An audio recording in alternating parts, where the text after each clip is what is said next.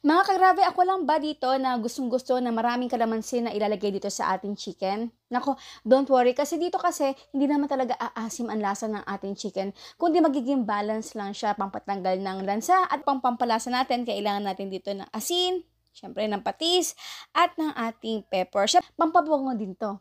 Ito at make it sure, syempre, na pati loob, under, ibabaw ng chicken. After natin ito ma-marinate, ay tagal-tagalin natin yung mga luya, ginger, at kung ano-ano pa natira mga buto-buto dyan dito sa ating marination. Sa room temperature for 3 to 4 hours kasi baat ng cornstarch. Huwag din natin kalimutan yung mga pampalasa na asin, paminta, at ng paprika. Yun yung aking technique o yung paraan ko na fully covered na ito. At kapag ito na-feel nyo na, next, ay i-check nyo yung iba pang part kung wala pang breading mix. So, isang beses na dito may pirutuhin kasi yun nga, maliit lang ito yung part ng chicken na ating lulutuin ngayon.